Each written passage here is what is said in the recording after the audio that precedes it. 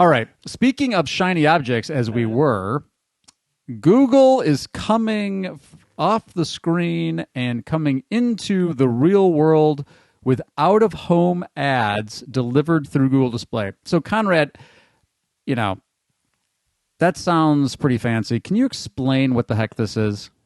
Yeah. So it is, unfortunately, I can't believe they called it this.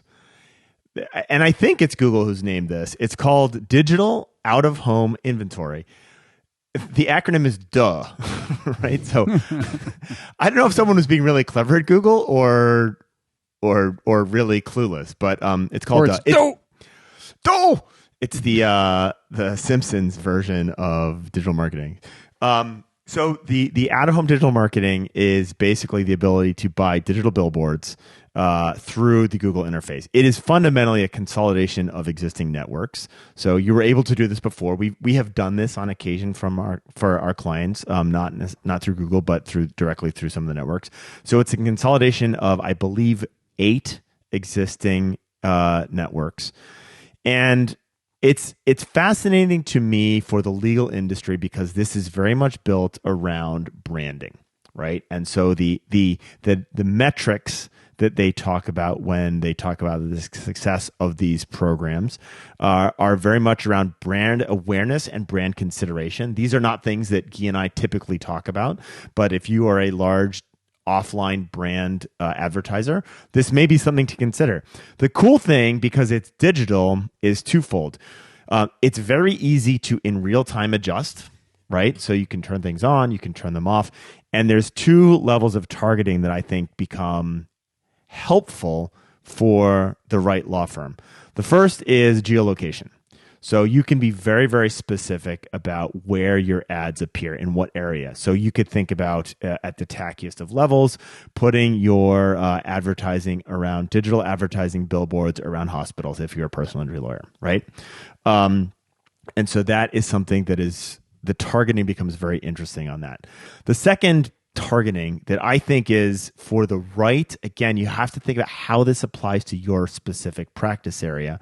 For the right practice area is interesting, is what's known as dayparting.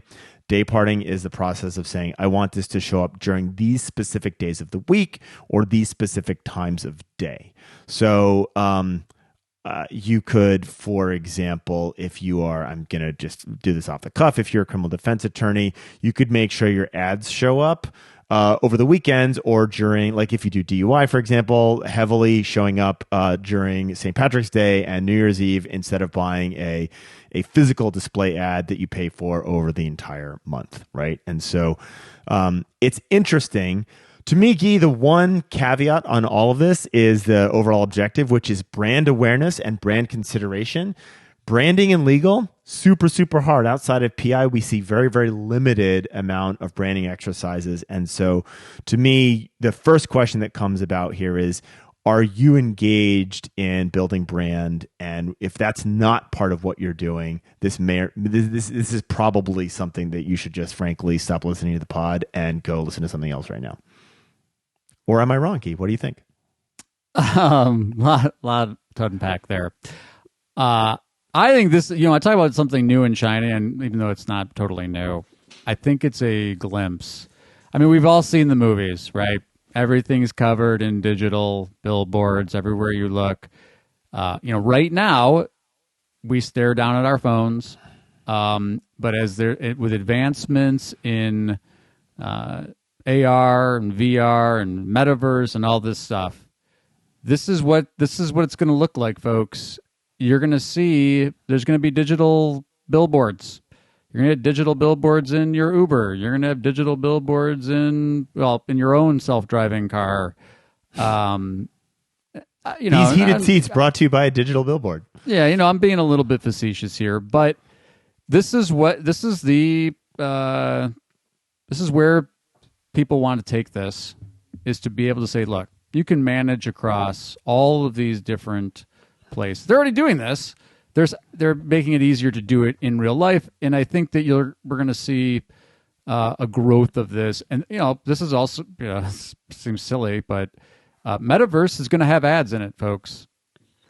And those ads, it's going to be the same type of thing. And so to counter its point, though, about branding, yes, this is not a direct response play here. But one thing you said there that kind of surprised me, I see a lot of branding going on in legal.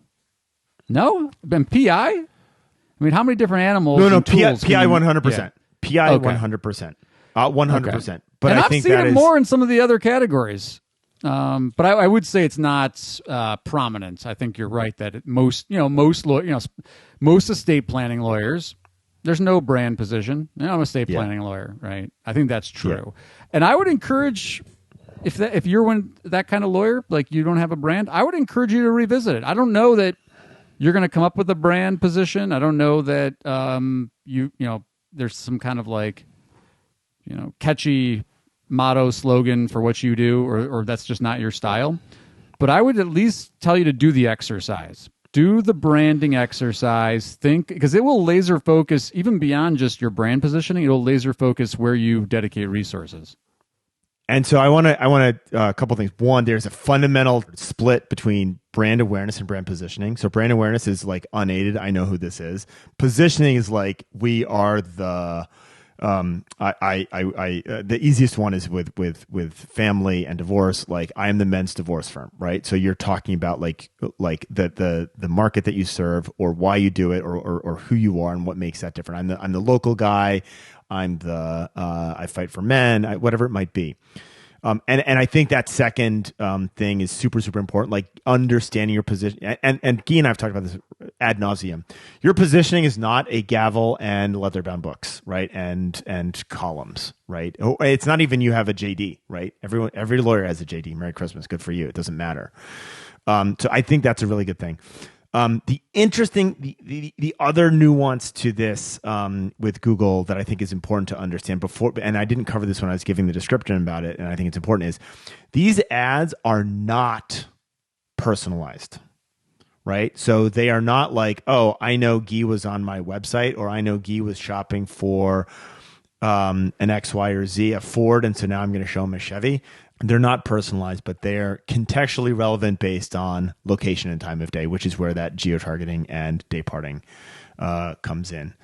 But, it will be interesting to see how lawyers spill their TV. I mean, this is a grab from Google to take your offline display, TV, billboards, radio, etc., and push those funds into Google by doing it by offering a very, very comprehensive reach, as well as the ability to have a very, very programmatically relevant and you could tune those ads based on time of day or things that are going on. So think about Camp Lejeune, right? So that has become a big thing. Everyone's kind of spending money on this. All of a sudden, that's going to die down in 2 months, or it may have already died down. But it gives you that flexibility to adjust with the times, and I think that will be fascinating to see how that works. And you made me think about this. You will be able to target on a bunch of other things beyond just time of day and location, because they know a lot more. So, when you go and if you ever try to go buy like outdoor media, they'll say things like, this many cars go past the, billboard, and that's your impressions, right? But Google's going to be able to do a lot more to talk about like here's what we know about the people that are proximally located to this particular sign. Right. So it's not exactly custom audience like that, but you're going to get some very interesting affinity data to be able to place bits. Yep. And then the other thing that you said, I know we're running out of time here, but I think it's so important on the awareness versus positioning. If you're not doing positioning, don't waste your time with awareness. Right. That's you know what? That actually might be we should put that at the beginning, or maybe we do a whole session on this. But that's really, really a great piece of advice, because otherwise you're basically marketing your category, which is legal, which is pretty big and includes every single person that you compete with, because you're just another JD, right? And you're not marketing yourself, you're marketing your category. Great advice, Guy. We hold the best stuff for last. Well, and with that, speaking of last, it's over. Thank you so much for joining us for this episode of Lunch Hour Legal Marketing. If you just landed here, please do subscribe, and we'd love to hear from you. Hashtag LHLM across the socials. Please reach out, drop us a review, and until next time, Guy and Conrad, Lunch Hour Legal Marketing, we're out of here. Thank you for listening to Lunch Hour Legal Marketing. If you'd like more information about what you heard today, please visit LegalTalkNetwork.com. Subscribe via Apple Podcasts and RSS. Follow Legal Talk Network on Twitter, Facebook, LinkedIn, and Instagram.